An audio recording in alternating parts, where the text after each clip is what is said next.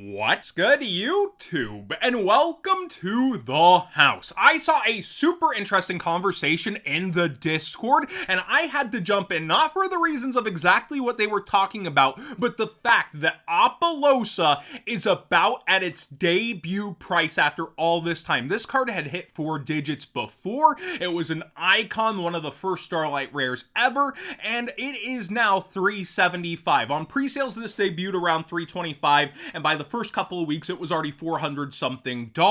This now being under that is crazy to me, and it's not just Apollousa, but what is also special about Apollousa is it didn't get a quarter century secret rare in that art. Its alter art is the competing version that has a QCR. When we're looking through, IP Masquerena did get both arts. This still gets used in some decks today at times, but this is sitting around $330 to $350, and right now lines up at the $330 mark. This was once $800 plus.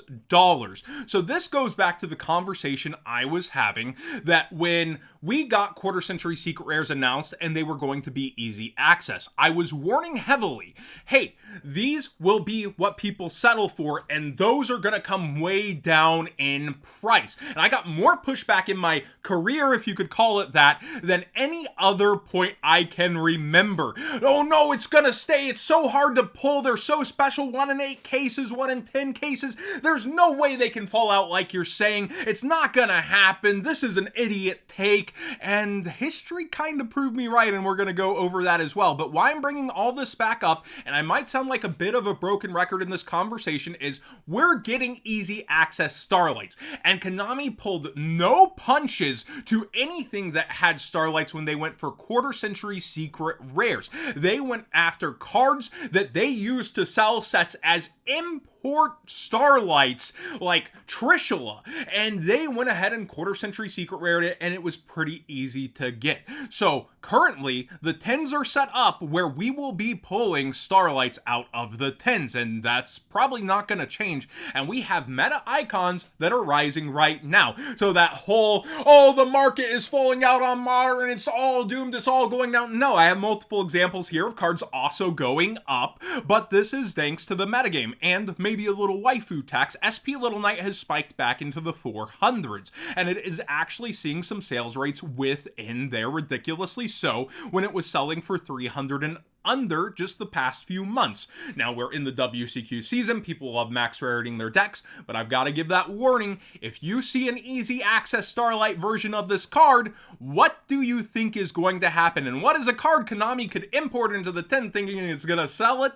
I could see it happening with this card. You also have Lubellion, which is back down from that $300 listing point down to $230, and is seeing some crazy sales above $200 still today.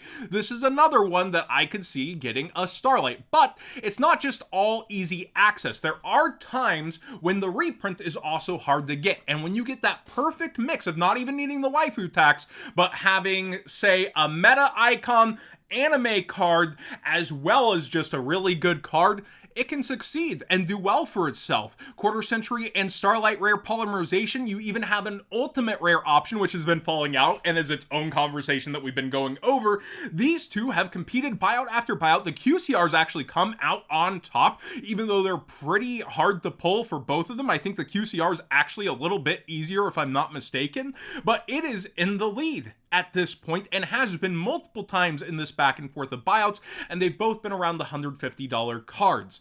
I think that you can see success in modern cards. When people say collecting is dead, I think what they mean is it's so hard to just sit on cards and watch them go up in price. I get that you don't want to buy something and see it just go down. Then you're losing value. You could have got it cheaper for your collection. People like to be optimal buyers. But when it comes down to it, collecting is also a bit of a labor of love when you're actually collecting and not just trying to collect value. You're going for things that you like and actually want to build, even at a point of self-sacrifice at times. I'm speaking from experience, but you don't have to go that far with it, right? Like, you can just go for cards you like, or I don't blame people for wanting their hobbies to pay for themselves. I really enjoy it. I've been able to create an entire career really out of Yu-Gi-Oh! So I do get both sides of that, but when it comes down to it, you can can have reprints that don't absolutely wreck something and even lend to it for people wanting both versions or going back and forth with them. So it isn't all doom. We do have Battles of Legend here with, after the EU rug pull from the creators, hard to get Starlight rares, and we will have cards continue to kind of protect their reprint in that fashion, most likely, where a Starlight rare comes out that way and it keeps it hard to get. So it isn't all easy access, it's not going to all be that way, but a lot of them are going to end up in that kind of range, aren't they? And a lot of these cards that were QCRs are going to be up for reprint as Starlight as well. Now, going back through history for the I told you so that I get to do once in a while, I'll tell you when I'm right for the wrong reasons, but I'm very right for the right reasons here. We have the Starlight rare Exodia, an icon. How could it fall? It is $175 lowest, $175 from top rated sellers here. It is way down in price from the $650 it was at, about a third less in value. Like, it is crazy how far it has fallen. And we see there's an easy access QCR that is responsible for that because people will settle. And this is actually up from its debut because they did the limbs also, which people just thought Konami couldn't possibly do, and then they did. Then you have Black Rose Dragon, a past format icon, played in formats that might or might not be played as much in locals, and people might settle for other past formats. Now, I really hope that they allow locals to pick and choose the rulings. I really, really do. But when it comes down to this, once upon a time, a $625 card is now $165. And that is way down for the Starlight rare because there's an easy access QCR that's actually also come down, and it is a pretty good deal at this point at $3. Starlight Stardust Dragon was so fun to say, and it wasn't as fun when it was an $800 card and is now at $250. Again, down to 1/3 or less the value it used to be. And then you see the QCR here is like a $6 card, and people look at these two and they go, wow, that's extremely similar. And others are even talking about how that QCR stamp might be special in the future. We're seeing them really play with the stamp technology, and we're going to continue to get different stamped cards and that kind of stuff. I don't buy into that as much as how hard a card to pull. I think the Starlight rare will always be ahead of this 10 QCR. There is a part to how hard it is to pull that will give it some value, but it definitely negates a lot of the value, just like Stardust negates cards, when you have this other version that looks so similar that you can go get for so much cheaper. So, other cards are still getting targeted that I think are a bit ridiculous to be doing so. Like, I'm Setti right here just had a buyout, and it's not the most relevant card in the world, but it is a super cool engine, and it's on full buyout mode. People bought this out over $100 and the lowest is $170. So people are still pumping money into these right now. And these are cards that very well could see imports into 10s or easy access Starlight collections, and Konami is not shy again about having done the Starlight into QCR train. So what makes you think they'll be shy about going the other way around? That's just my current warning on buyouts like this and SP Little Knight. I wouldn't be holding on to this too long after the WCQ, and I personally wouldn't be going for stuff like this, but that's just me. Let me know your take on this, though.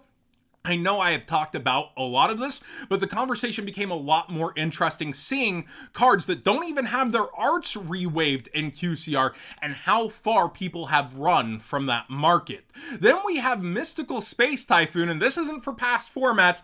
If you haven't heard, MST negates now, and it's not a ruling change. They made an archetype that utilizes MST of all things. The QCR is on like full buyout mode. The ulti is, so many nice versions of this are going up. So that's what's happening. You can check that on the Yu-Gi-Oh! Organization. But again, classic utility into modern usage can be one of the hugest reasons for buyouts. We do have updates to those rules in past formats, and people are buying out to end up still playing them perhaps at locals. If you see this take over the format, how many people do you think are going to keep showing up, though? Rivalry is really going up in price for its QCR right now, though. Also, Gozen is getting a bit of that traction and only has 11 listings things left. Then you have soul charge because people are looking at the formats that, this ruling doesn't affect this format so bad, and they're buying out cards like this. So yeah, you have $20 soul charge at this point, and you can see it was selling for even under 10 not too long ago. Finally, Gemini Spark super rares also have been consistently up over time. Never underestimate what will combo with heroes and gets considered max rarity heroes to some degree. But yeah, it's just a really nice version. Missed the QCR train, getting other holographic train, and people are continuing to buy into it. Thanks for watching today's Market Watch. Please subscribe if you haven't already. Give this video a thumbs up if you enjoy these deep dives into certain segments of the market. I really enjoy going into these, actually, and I don't like to be a doomer, and that's why I show both sides, like the super polarization and the modern buyouts. I don't just try to highlight, oh, down, down, down, I'm so right. No, like, there are points that are going to defy gravity, defy my expectations, defy your expectations, and things will go a certain direction when you least expect it. The market is unpredictable at times, and even if I'm right, I am sometimes wrong as well, and you gotta own those so you can make your dubs all that more tasty.